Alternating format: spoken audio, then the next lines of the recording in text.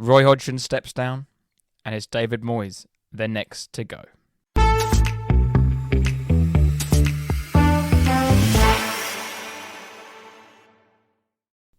Evening, Tate. Evening, Jack. You alright? Yes, how are you? Not too bad. Nice weekend? Yeah, it was alright. Bit of work and went out Saturday. Yeah. Yeah, Spurs weren't great, but You didn't end up going in the end, did you? No, I didn't go. Brother and Dad did, but yeah, I didn't go in the end. Probably quite a good game to miss. Train. Yeah, the train strikes. Is it? It's train.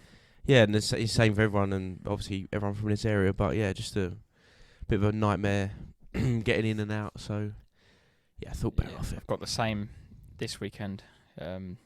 Arsenal Newcastle 8 o'clock kickoff. Oh, is that Sunday? Saturday. Oh, Saturday with the buses. So I bussed to Newbury Park. Oh, you're gonna do it? Yeah. Oh, brave. I thought I could drive, but I'll have a few beers and hopefully get a good result. But could be a cab home from Emirates. Oh. Well, tonight's episode title: More Misery for Moyes, and the top 4 race heats up. So another exciting weekend of Premier League football.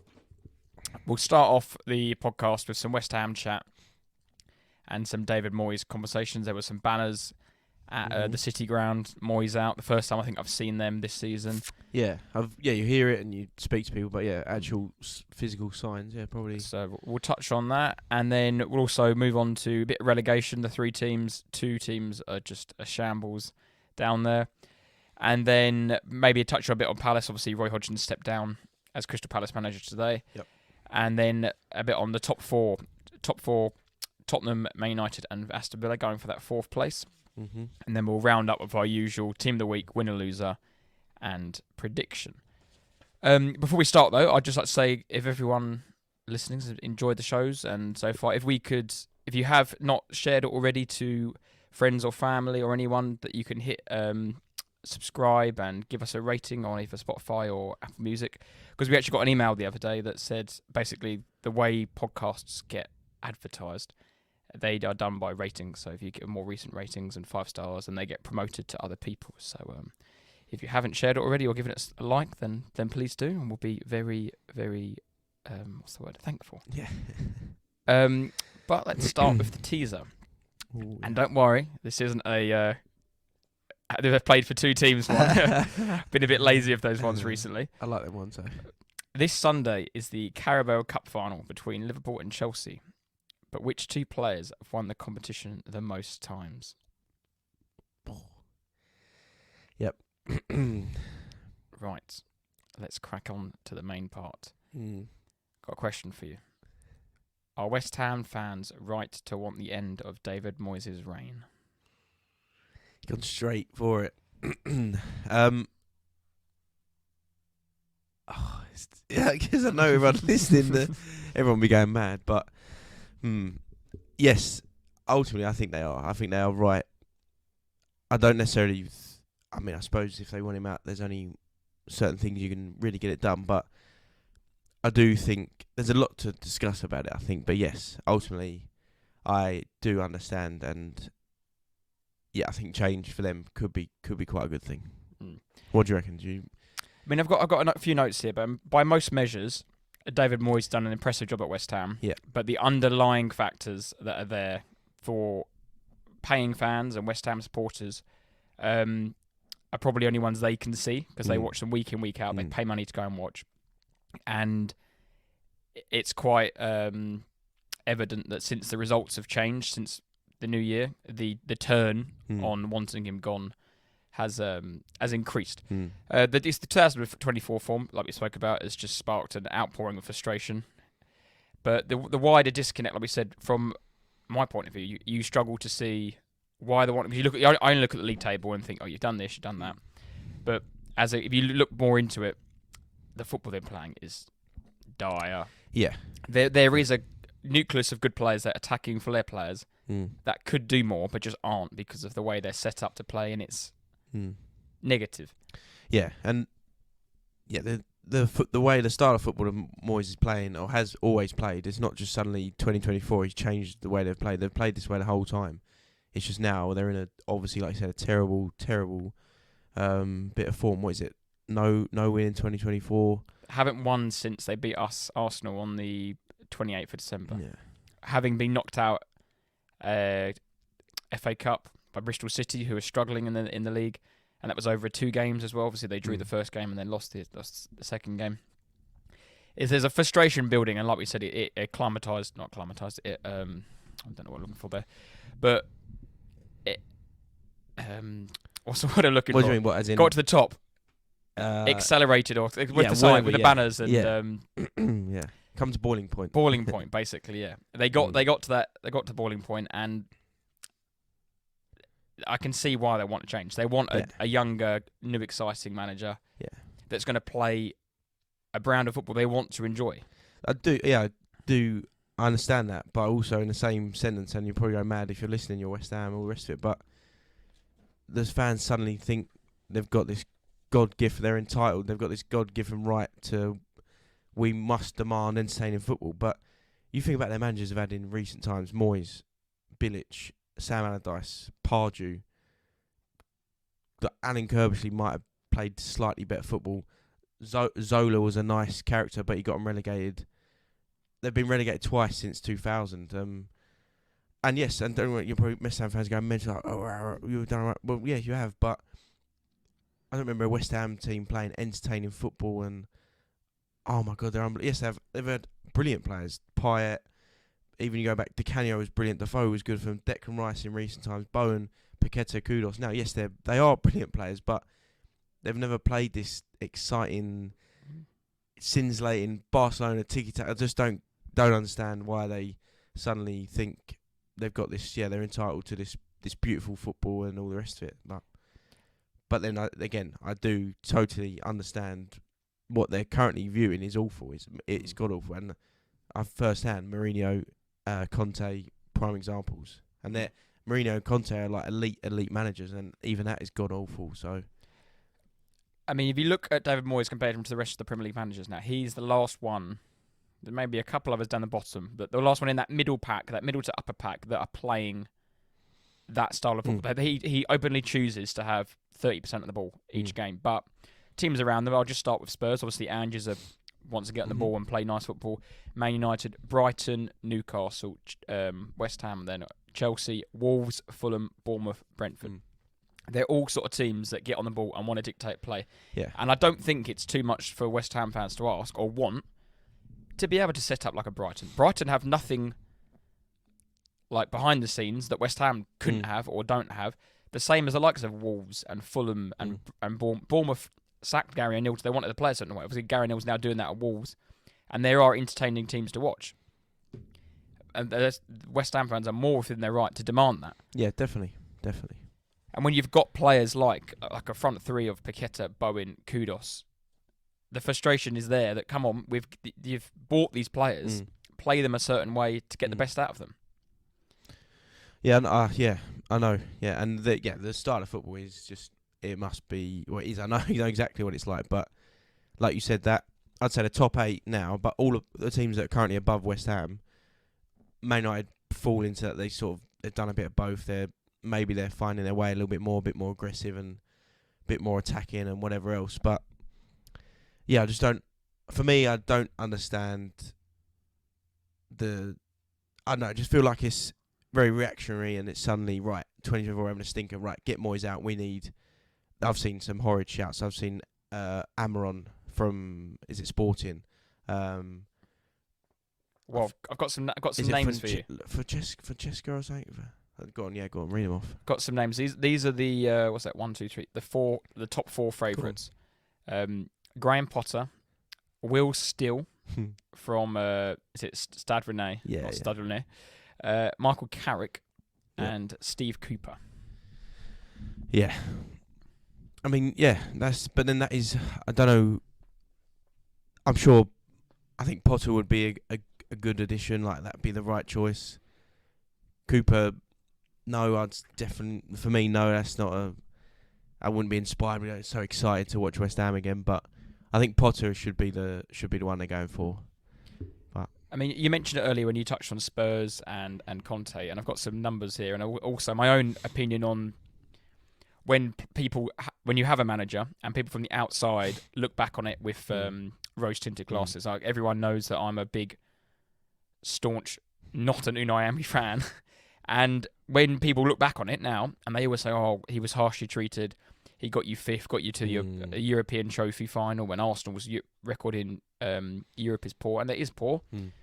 But like our mate Nick would always say about West Ham, is anyone could have got them to that. They had Paqueta and Rice. They had a £200 million partnership in midfield. They had the best player, and I think he even said he said early on the radio on TalkSport, give him a bit of a shout out, that Amrabat was their best player playing for Florentino. And look at the state of him at Man United. And similarly to Spurs, if you look at Spurs last season, Conte had the best start ever to a Spurs season. Obviously, Ange has eclipsed it this season. But after 25 games last season, you had 45 points, and Ange ball, and he's got all the fans back on his back on side, and this and that, and it's all rosy and it's fun, and you're enjoying your football again. You're 2 points better off for all that. Like it is a mindset at the end of the day. 'Cause you now openly go to Spurs enjoying it, and it is, and that what we don't all go there because we can't all win the games, we can't all win the trophies. We go there because we bloody love it, and they're just not enjoying it, and it's miserable. And I think last week we never really touched on it because we had our Madrid review, but that was just horrific, horrific at all levels of football. That performance they put in was pathetic. And I think Moyes he's got his back up because people want him out, and there's been rumours, and his quote was, "Over the last 3 years, it's been the best time at West Ham have ever had. 6th and 7th in the league, semi-final of the Europa League, and a final of the European Cup competition. And I think the club continues to grow." And it is true. What all he's saying is true. But if you're paying to go watch something, you do have a view on it. And if you want to be entertained, and maybe that costs you 3 or 4 points a season, or maybe more. Like you've had horror stories when they've tried to change the style of play and it's all gone tits up, and teams have been relegated. But it's a strange one for me, not a West Ham fan looking in. I can see why the frustration is growing. I'm sure Moyes' quote of, I don't know what he's saying, but he said, "I'm the one sitting here and I win more." So I'm sure that made them even happier and supported him even more than they already do. But there's clearly this times it has worked for West Ham and Moyes, and notably this season, right in August, Moyes took West Ham to Brighton away, and I've got a note on here. They had 22% possession, and I think they won 4-1 on the end or something ridiculous like that. And no team has had so little of a ball and won a Premier League game before. They've had. I mean, somehow at the weekend they had more of the possession. That's the thing with stats, and it's a very generic, and it shows you a quick overview of how it's like. But when you're watching a game of football and your team doesn't have the ball, it seems like you're losing, you're suffering, and they are, and West Ham have been. But somehow they had more possession than Forest at the weekend. But the 10 games before that, they had less possession every game. And they've had some good results in all that, i.e. they beat Wolves 3-0 at home, but had 45% of the ball. And, Moyes' style of play is just a horrible, horrible thing to watch. And they had, West Ham, 3 shots on target at the weekend. Arsenal, they had 1 on target. Man United, they had 3 on target. Bournemouth at home, they drew 1-1, they had 3 on target. So, exactly like you're saying, but that football you're witnessing, if you're a West Ham fan and you're going to games, then it must be just, exactly why they want him out. Exactly why they want him out. And I do think this run of form has also coincided with Paqueta's injury as well. He is their star player, their crucial player that seems to knit things between midfield and attack. And what they think they've struggled with, obviously the Calvin Phillips signing on paper looked a pretty decent. I'm shocked how poor he's been, and because I almost wanted him at Spurs. I thought that'd be ideal. He's clearly not match fit whatsoever, and not match ready at all. The problem they're playing, they play a sharpness, a 4 at the back or a 5 at the back. So they played 5 against Arsenal. I think they played 4 over the weekend. But then they have 3 centre midfielders in Alvarez, Ward-Prowse, and Phillips, who are all doing the same. They're all centre defensive midfielders. Maybe Ward-Prowse is a bit more advanced going forward, but they don't got the legs to go up and down at the moment. They just don't look. There's no cohesion between the midfield and the attack. Then you've got 3 decent. Antonio came back, and they've been struggling for that other striker. Yeah, but Bowen and Kudus look lost at the moment. Yeah. Well, Antonio hasn't played for like 2 months, has he? Come back at the weekend. No. And obviously Kudus has been out at AFCON and that's all coincided with this run of poor form. And Forest aren't even a bad side. They've got some good players. They're quick on the break. They've got fast players going forward. Hudson-Odoi, Elanga, Gibbs-White when he's on the ball, Williams from right back. They're a decent team. Like going to Forest it can be quite difficult. But yeah, again, it was just more of the same, and it was just a classic. If it wasn't for Areola on Saturday, that would have been 4 and Areola made a few very, very good saves. But yeah, just they followed the same trend that West Ham have basically been displaying since the turn of the year. Yeah, Calvin Harrison, he called it.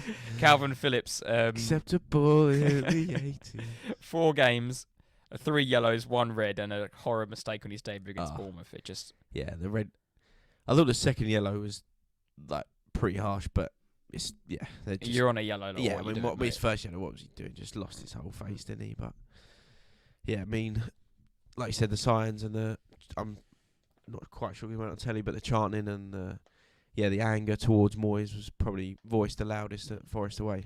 And I think their next 3 games, Premier League games, very, very crucial for West Ham and for David Moyes, because they have had a really good start to the Premier League season. Now we're 25 games in, but they have had a really good first part of the year. And the next 3 games: Brentford, Everton, and Burnley. On paper, 3 teams in the lower half of the table that they should be picking points up against.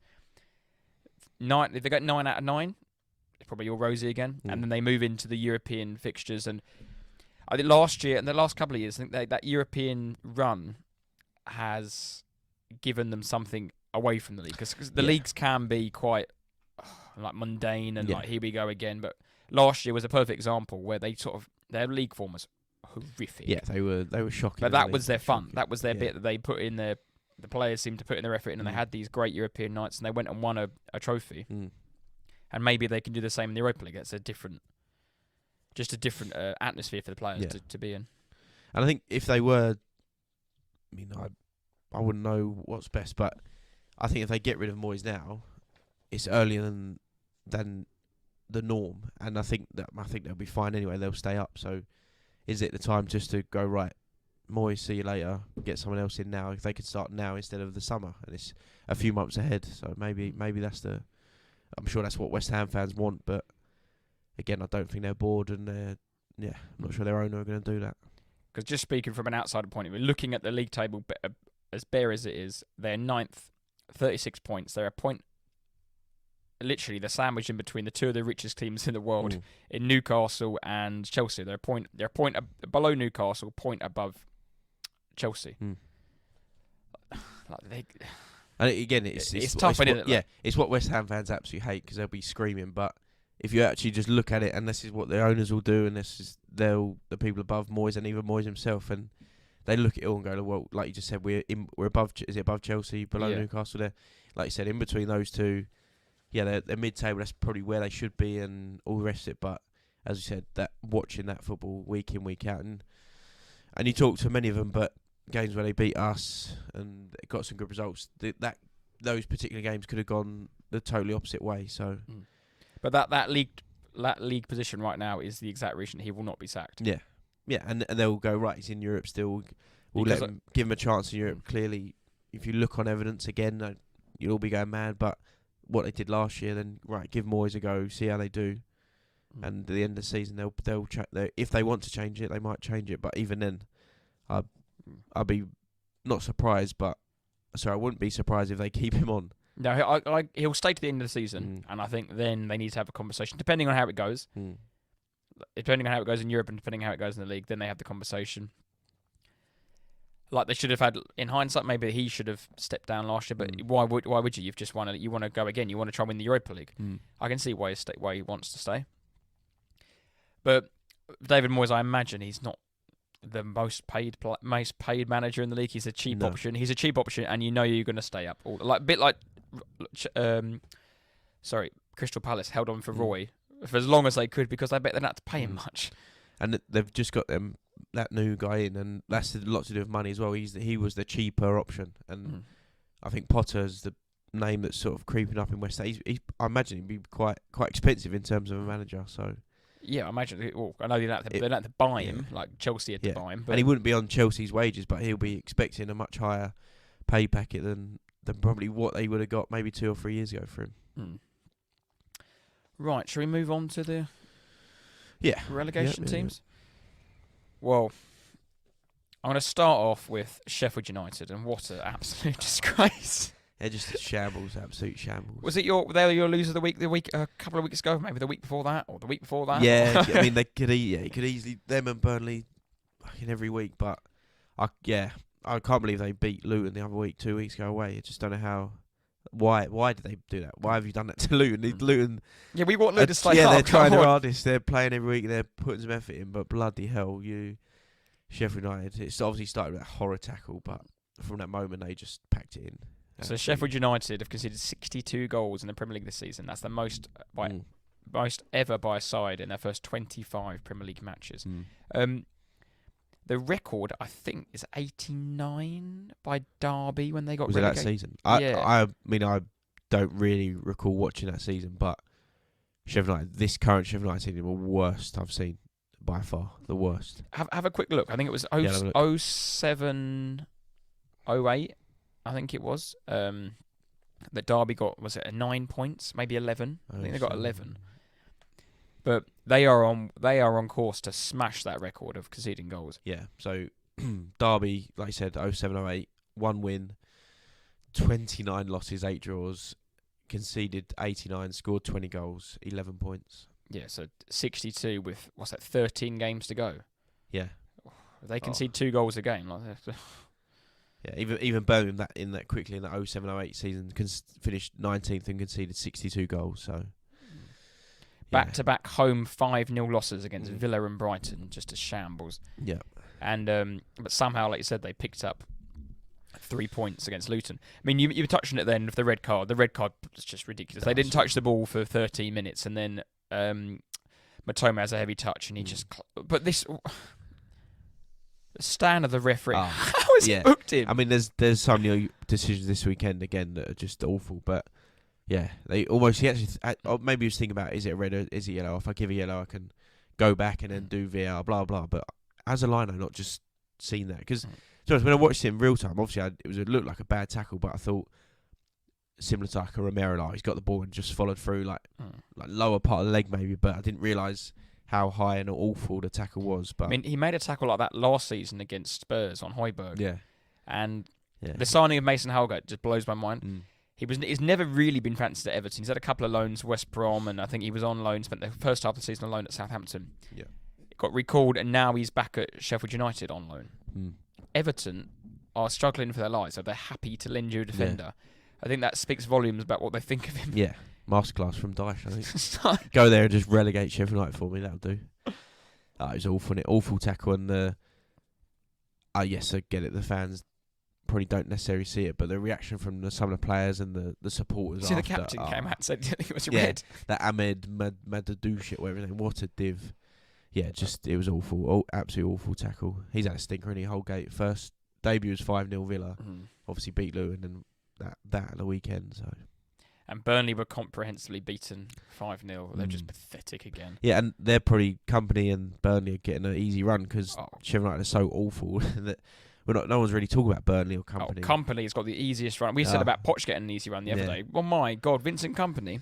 Yeah. And do you know what I think it actually is? Because it makes everyone look silly if they give him a stick. Because, I mean, us two here, I think we've all said Sheffield United and Luton down easy. Burnley will be right. Yeah. I think everyone thought Burnley will be because they walked the championship. Yeah, there's been we'll all have eggs on our faces because Burnley have been horrific. I'd say majority of people probably thought like 14th to 10th maybe, and I thought they'd just be whatever, they'll just stay up. But my God, they're the same record as Sheffield United. Played 25, won 3, drawn 4, lost 18. Obviously not conceded 65, but. No, just shocking. Yeah, shocking. Yeah, didn't have a shot on target the whole game against Arsenal. No. And he was in the stands when he Company. Bellamy was on the side. He wears his baseball cap with his suit. It's horrific. And Company side Burnley have conceded 26 first half goals in 25 games this season. That's more than any other team. And I know what you would have been watching Gillette Soccer Saturday, and as soon as the first goal went in, you're like, oh, here we go. Yeah. Literally when it came in, I was obviously happy, but I could picture your face straight away. It was like, and you'd be like, right, throw your arms in there, like, here we go. Yeah. Burnley roll over, get their bellies tickled. Yeah, they do. But they also shipped 5 against you boys as well, and I just thought, no, they are just crap. And I thought Chelsea, I think, scored 5 there as well. Really. I thought Arsenal win maybe 3 or 4, but yeah, that was just obviously 5, but yeah, just ridiculous, and yeah, I mean, like you said, I think Burnley, for me anyway, Burnley and Sheffield United gone, and then it's the battle for 18th basically. Yeah, and I hope Luton stay up, and it's a bit of a 6-pointer tonight. Everton, Palace, at Goodison, isn't it? Yeah, at Goodison, yeah. I think home win. I think so, yeah. I think Everton have been, like, they're fine again going about it, but without the points, I think they'd be, 14th, something like that, maybe 13th. So they're not great, but yeah, they're more than good enough to stay in the league. What is quite ironic is that before Christmas, me and you had a podcast on Everton, bigging them up and saying Dyche doing a good job, and they've been on a good bit of form, and they're in the quarter-final of the Carabao Cup, and if they win that in semi against Liverpool, and it's all going rosy, like they've done really well, like forget the points deduction, they'll be absolutely fine. Haven't won a game since. Knocked out the cup, knocked out the FA Cup, sitting in 18th. They're due a decision on their appeal. They appealed 3 weeks ago, and they still haven't heard anything back. So still in the next 24 to 48 hours, that should. Yeah, I think they win tonight. Like you said, their form hasn't been great. They've not won in a while. They fought and battled against us, didn't they? Got a late equaliser. Played City away. You can't really do much about that. So. And Luton around there, like, they'd be kicking them. We said it last week in Madrid. This could be a pivotal weekend for the bottom, because if Luton were to beat Sheffield United, they put some distance between Everton, and obviously that's a shocking result in it. Yeah, bad, absolute sham was a result that, and it just brings them straight back into it. Obviously, they were unlucky yesterday against United. They battered them for the most part, apart from their idiotic 6 minutes they had. The first goal, the one in the first minute. My God, we talk about all sorts of football, and you laugh and joke about some levels of football, but that is not acceptable, is it? That player, when he just basically through balls to Højlund, just awful. Well, we said it on the chat, didn't we? I said, you train all week, you're playing against Man United, come on, nice and solid first 5 minutes, and your defender does that. My God. Yeah, and he just. But then like you sort of a bit cliche and cringy, but you'd admire Luton because they are giving it a go. They're not rolling over like a Burnley, Sheffield United. They are. Yeah, they know what they're capable of. They got their trust in Barkley. They've got a way of playing at home and away when they go away. But yeah, it's a shame they're conceding goals, and Sheffield United at home losing some terrible games. I mean, correct me if I'm wrong, but I don't think Luton have been whacked yet. I don't think they've had a 5-0 or a 4-0 or a... No, they give every quote unquote top team at home a really, really tough game, really. And just pitch the top of my head. Drew against Liverpool. Arsenal 4-3, 90th minute. Lost 1-0 to you guys. Yeah, and we had 10 men. It was a close game. Lost 2-1 to City after taking the lead. Yeah.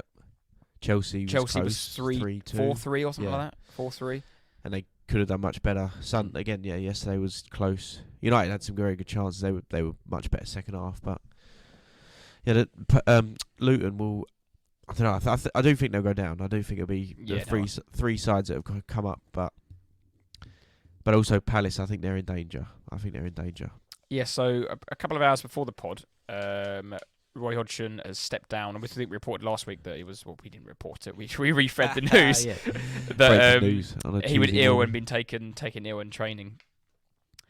And this afternoon he has stepped down. Palace have lost 10 of their last 16 Premier League games and 5 points by the relegation zone. Like we just mentioned, they are away to Everton tonight. And it's a former Eintracht Frankfurt boss, Oliver Glasner, has replaced him on a permanent basis, who's won the Europa League. He has. Knocked West Ham out en route. So, decent record on paper. Yeah, I think he's one of those. He's that risk, isn't he? He's on paper, again, like you said, a European manager, had a good record in Europe with Frankfurt. He plays a particular style. Apparently, it's similar to Thomas Frank at Brentford. It's definitely more advanced, or not more advanced, but more attacking and more positive than what Hodgson has been doing. I'm not. it's one of those. It's like new manager bounce and all the rest of it. It could be brilliant. He's not there tonight. It's Ray Lewington and his assistant. So I imagine they'll play a similar way. But again, they might suddenly put in a performance. No Hodgson, they just go out there and get a result. Who knows? But yeah, that new manager bounce, it might work for a couple games. But I think it's a big risk. As in, I'm not saying they should have stuck with Hodgson, but yeah, getting a whole new team and new face in it could go completely wrong. They could just plummet. But yeah, because I don't think the players ever stopped playing for Hodgson. It was more the fact that the lack of quality and the lack of the squad. Like we joked the other week when we saw Eze and Elise start. Obviously they'll win, and then I think Eze scored twice, Elise scored once, and they both all assisted the goals. The next week they're injured.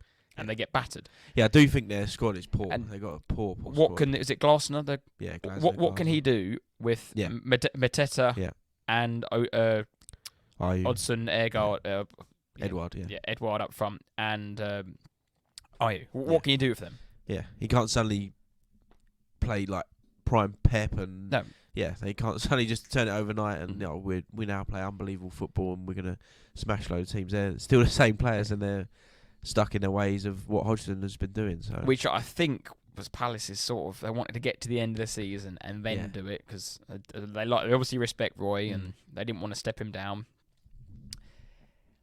And I think they wanted to get to the summer transfer window and then that's our reboot because now he's got 6 months, or less than that now, to work with these group players who aren't his. And if he can keep them fit, keep the 2 star players fit, they'll be absolutely fine. I still think they'll be fine because I think Everton are worse and Forest maybe might drop in there. I think Everton will be okay, and I think Palace could drop, and Luton obviously keep fighting. But I don't know. It's like you said, it's still the squad hasn't changed. They've changed the manager yet, fine, and they're going away. They want to brand new face in, but it could go wrong. I think they signed a right back and sent him in from Blackburn, didn't they? That Adam Wharton has been playing, I think. So I think Everton will be okay. It'll be Luton. And Palace for that final spot. Right, moving on to the top 4. Man United picked up a bit of form. They have, 4 wins out of 5. Technically third, but second best team in the league at the minute.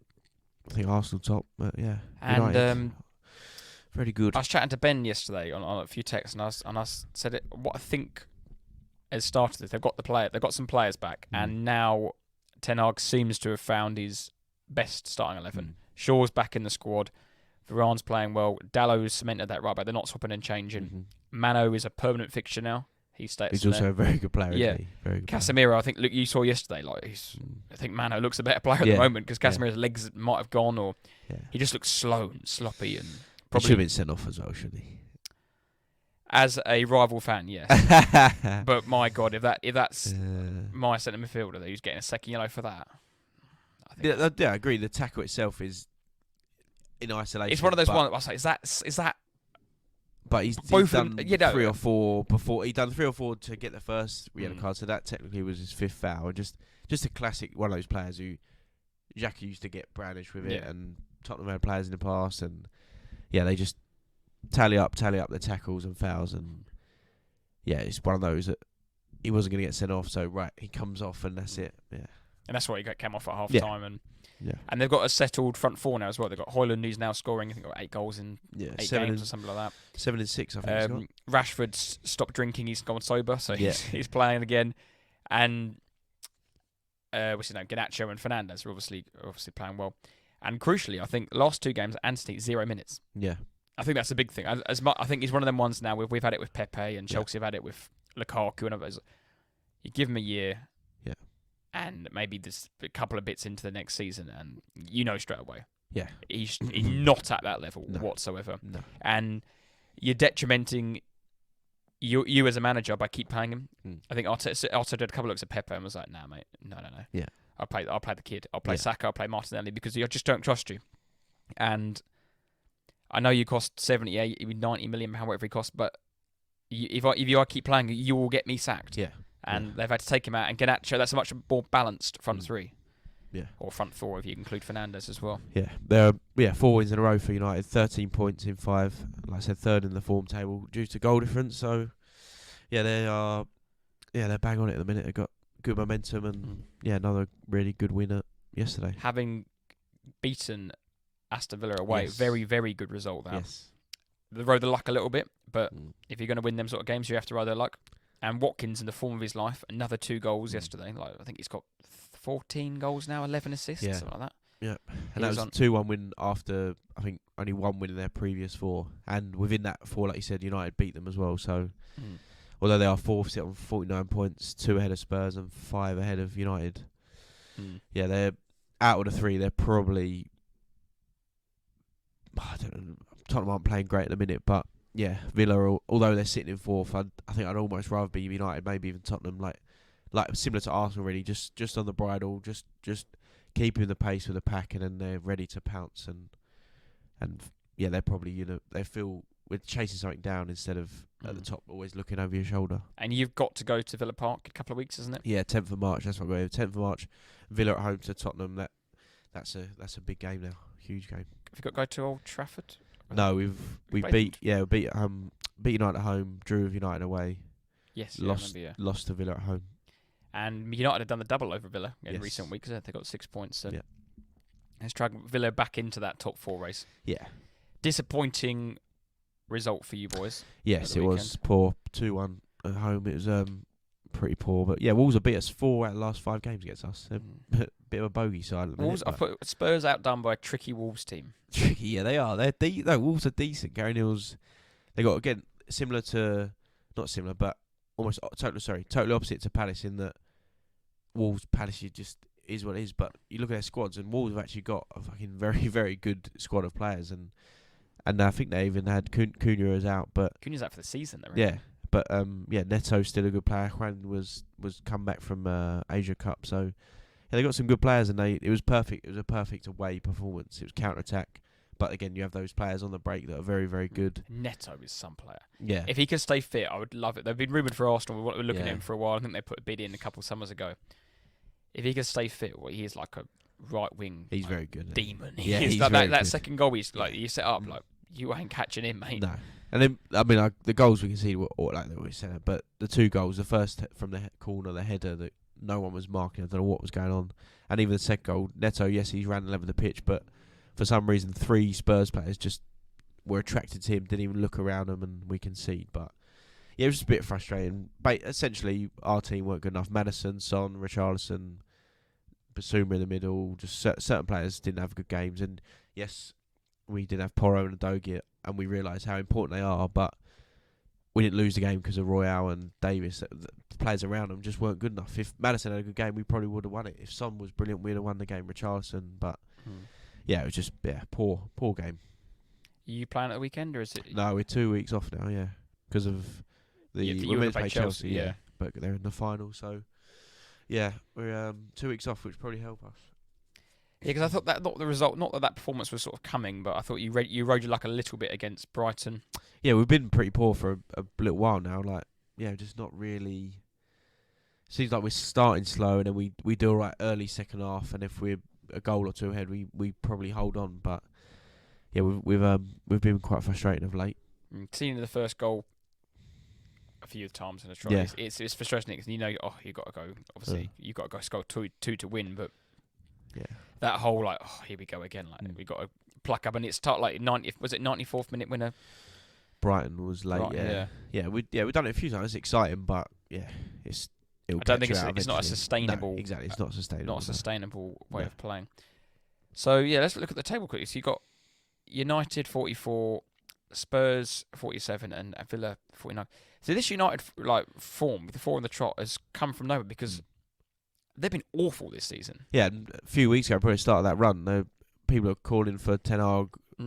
Maybe not. They wanted him out, but there was discussions being made. Neville's on Sky moaning his head off, and now Højlund looks like Haaland. So, yeah. Well, Neville did come out and say it's all because of is it Inos? No, it's probably because Glazer's slightly not involved anymore. Yeah, he's a div, isn't he? Gary Neville's a div. If you're listening, Gary, you are a div. But that'd be interesting because I don't think Man United play at the weekend either. I think they were meant to have played City or not City, Liverpool. But look at their goal difference. There's 35 goals played, 35 goals scored many, have they? And 34 conceded. Plus one goal difference.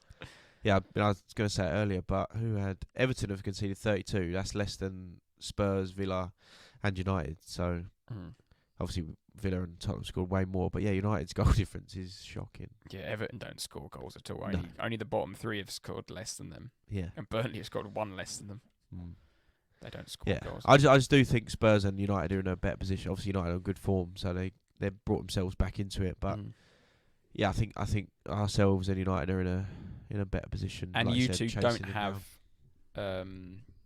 European football either. No. I mean, somehow we're still playing poorly and getting injured, but yeah, no European football for either of us. We've got Villa on the 10th of March, and our run of fixtures up until Newcastle away quite good. Yes, on paper I can say it's quite good, and we've got West Ham away and things like that. And we'll probably mess it all up, but again, until Newcastle away, we've got some good fixtures, I think. And what is quite crucial this year is if on paper the English teams in Europe do okay and get past the quarters and get into some later stages, then that fifth place opens up. Yeah. Is that definite, or do the English side, like you said, English sides have to perform? I think they have to perform a little bit. So maybe if City got into the final when Arsenal got into the quarters, then probably it would open up. It didn't help that Newcastle and Man United both got knocked out, but I think that the Opta calculator or so whatever it was like 65%. It's going to be English top five, which for the first time ever, that is a big. I didn't realise actually. The weekend's obviously the Carabao Cup final. The winner of that normally gets a Europa League spot. Yeah, they used to. They won FA Cup maybe. It gets the Europa Conference League spot. Oh, maybe it's changed now. So maybe the Carling Cup gets the Conference League and the FA Cup gets the Europa League.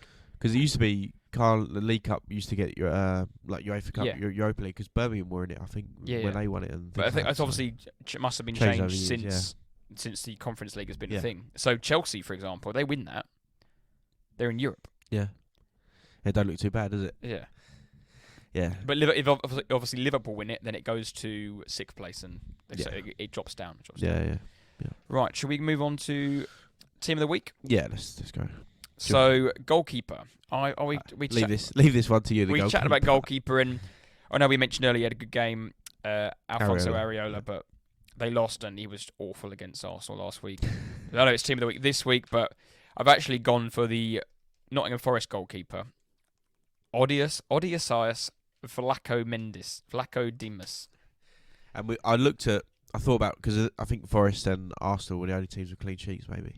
Yeah, and Brighton, yeah. So, yeah, Brighton, no, because you played Sheffield United, and I don't think the goalie touched ball. A similar case with Arsenal. Burnley, like you said, didn't have a shot on target, so yeah, Forest goalie. And the reason for putting him in, obviously, he kept the clean sheet. I think he made a couple of saves. Yeah. But more importantly, they got rid of that clown, Matt Turner. Got him out, and this guy he's better. He's no world beater. Yeah. But he's just a bigger and better presence than Matt Turner. Whoever decided to sign him at Forest, why are you ever employed? I think the only reason Arsenal signed him was because he was American and they wanted some sort of people with the owners and some sort of exposure. And they have done for the last 3 years. I think they've done American tours. Yeah. And they got another one this summer. And they actually made money out of him. I think they made £4 million out of him. So I think that's the reason they did it. But no, as a number one, no chance. So yeah, well done, Odiasias. Yeah. So first defender in is it Axel Dizazi's first name? I mean, I've called him Disaster in here before, but Chelsea very, very good against Man City, and Dizazi was part of that 1-1 at the Etihad. Very, very good, and suddenly Chelsea look half decent, don't they, on the potch? So yeah, Dizazi first defender. That seems to be a running theme on whoever we like. Yes, kill. Apart, yeah, if we take them apart, they become good, and we praise them. Yeah. They become really bad. Yeah. Well, next defender is Lewis Dunk. Clean sheet yesterday. Had quite a nice, easy game. Got an assist for the first goal, I think, or maybe Welbeck's goal. Yeah, the one when it hit the roof. Yeah, I can't remember. I think it was the first goal. And sprayed some balls around the pitch, just keeping the ball. And I think it's actually a really solid player. Like we said, one of the only teams to get a clean sheet, so we thought we'd put Lewis Dunk in. Yeah, the first midfielder we've gone for is McAllister from Liverpool. I think sort of gone under the radar.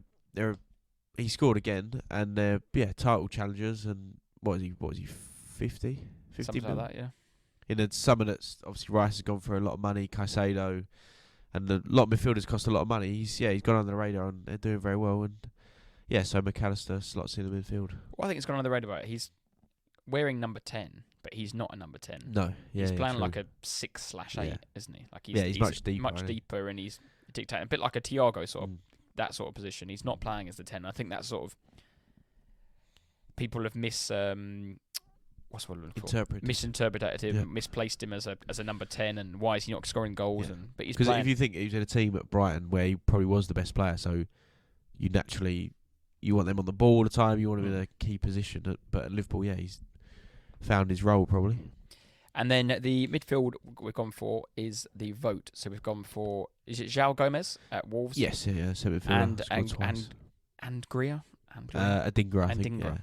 So he was the one I think I mentioned a few weeks ago. Like, where's he gone? And he's gone to AFCON. I think he's been injured, and he came back, scored 2 goals, and he's Ivorian, isn't he? So they won. They obviously won the AFCON, but looks very lively. Yeah, he's quick, skillful.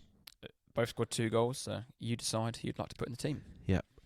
And then leaves our forward, which this week is Rasmus Højlund, or is it Willis? Millsy, sorry, Millsy, yeah. Yeah, you see Johnny Evans' comment? Yeah, Millsy. But no, Højlund, like we said earlier, 7 goals in 6 games, scored twice against Luton. Only 21 years old as well. So youngest player ever to do it, score in 7 consecutive games. Oh, really? He beat Joe Willock's record. But yeah, he's found that he knows where the net is now. So yeah, Højlund slots in. Right, prediction. Yes, go on, you give it a go. I will take this one, and I'm actually going to not do our usual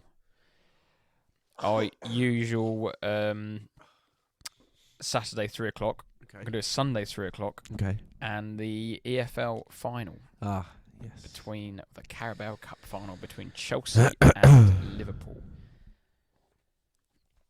I've been thinking about this all week, and it's stressing me out that I'm going to say it, so I'm hoping I'm going to jinx it. Chelsea are going to win. Chelsea are going to win in extra time, and they're going to win 2-1. And Chelsea are going to win a trophy, and you'll have our Chelsea fans on our chat barking down us. Yes, I can that see how it they're now. 9th, they're awful, they're 10th. Oh, I can see it now. And we won another trophy, and that's all we do. That's all we do is win.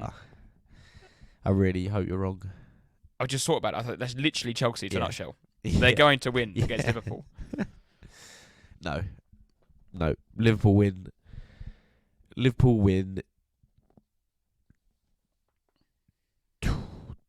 in normal time.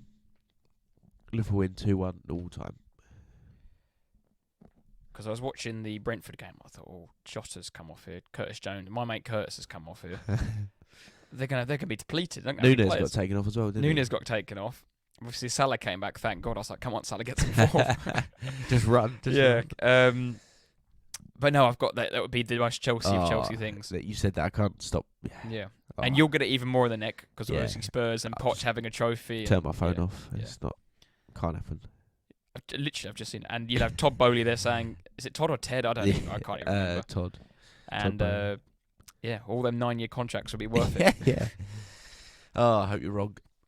Right. Winner and loser. So, I wrote this out yesterday, my winner and loser. And I've actually heard the news today that my winner, unfortunately, has been taken ill. Oh, yeah. Mine following a similar trend, actually. But go on, carry on. Tony Mowbray was my winner of the week. And obviously, well wishes to him. I hope he recovers. But I think they said for 6 to 8 weeks, he's going to be quite lengthy. He's going to be out, and his assistant's going to take over. But Tony Mowbray was sacked by Sunderland earlier on in the season, despite only being 3 points off the playoffs. And since then, his replacement, Michael Beale, has just won 4 of 12 and actually been sacked today. But on Saturday, Mowbray was in charge of his new club, Birmingham, and they beat his former club, Sunderland, 2-1. So my winner of the week was Mowbray and Tony Mowbray. And I hope you get well soon, Tony. Well, strangely enough, my winner of the week, I've sort of gone Birmingham City, but similar vein really. Mowbray, the fact Birmingham as a whole have had an up and down season. They started with John Eustace and they were pretty happy with him doing all right. Then they had the whole debacle of Wayne Rooney, and obviously appointed Tony Mowbray. And they're decent. They scored in the 80th minute, I think. I don't know if you've seen the video, but they go It's a full house at St Andrews, which I haven't seen for God knows how long. They were going mental when they scored. Yeah, and like you said, Mowbray fell ill today or over the weekend. Yeah, so it's a bit of a up and down season, a bit of a roller coaster at the minutes. But yeah, that was sort of Birmingham, Tony Mowbray for myself. Loser of the week. Who gone? You do I've first? gone for Bayern Munich. Go on. Have you got the same? Very similar to the winner in that. It's been a bad 7 days for Bayern Munich. 3 losses in a row against title rivals. Bayern Leverkusen last Saturday, a midweek loss in the Champions League against Lazio, and a loss yesterday against relegation contenders Bochum. Yeah. Tuchel under real pressure now to save his job as Bayern Leverkusen won again and move 8 points clear. Yeah, well, again, I follow quite a similar fashion, but I've just gone for loser of the week, Upamecano from Bayern Munich, the centre-back. He's had, in terms of a week, he's had a pretty rough week, along with Bayern Munich. So yeah, lost 3 in a row, all the rest of it, like Tate just said. But Upamecano played 66 minutes before getting sent off in their midweek first leg loss, 1-0 at Lazio. And then yesterday, subbed on in the 33rd minute, received his second yellow by the 77th minute, sent off again against, like you said, relegation Bochum. Bayern go on to lose 3-2. So Upamecano, loser of the week. Yeah, I literally watched the last 20 minutes of that, and I saw him get sent off. Because they conceded the penalty, and then straight away, what do you do when you're 3-1 down to 10 men? Bring on Eric Dyer. Yeah. Oh my God. And you see him run around like a headless chicken. What is he doing there? He's massive imposter, but yeah, it's quite funny. Quite similar winner and losers. Right. This Sunday is the Carabao Cup final between Liverpool and Chelsea. But which 2 players have won the competition the most times? No idea. This is a rogue guess.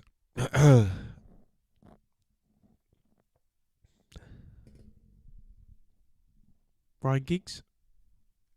No.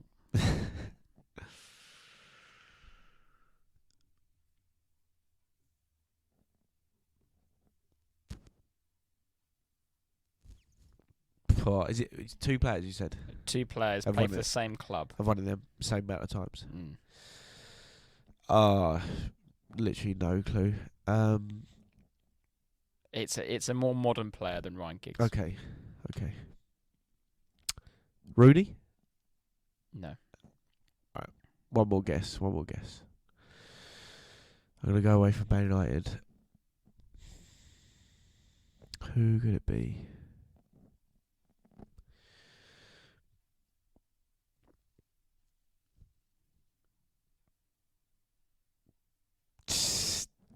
Vincent Kompany. Closer. So if we're playing our 1 to 100 game, yeah. I'd give you 80. Okay. So Man City has to be. Yeah.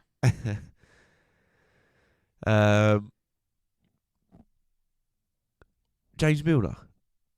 No, you've gone too far away. Oh, okay. I thought he's won it. Okay, all right.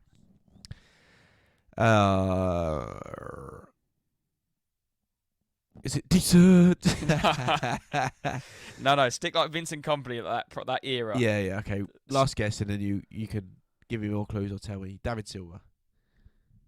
Close. You're in the ballpark. Oh, for God's sake. Think of that elite team they had. Aguero. Yeah. Okay, is he one of them? He is one of them. Aguero.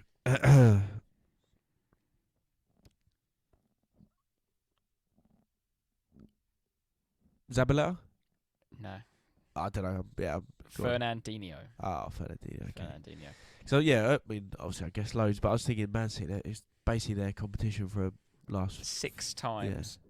2014, 16, 18, 19, 20, and 21. Bloody hell. They won it 4 times in the trot, didn't they? I think. Yeah, that's almost that.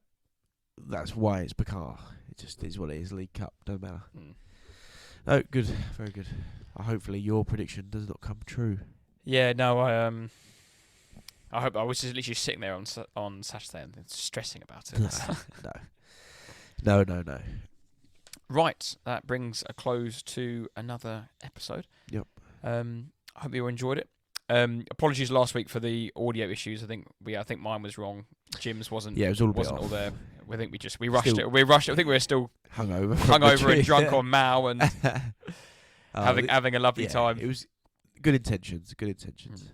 But no, hopefully the sound is much better this week. Yes. By the looks of things, it should be. Yeah, I think it looks good. We seem to be where we need to be on it. So hopefully, it sounds much better. So we'll be back again next Monday with another episode, another review of the weekend. So hope you have a lovely week, loyals. Yep. And stay loyal. Stay loyal.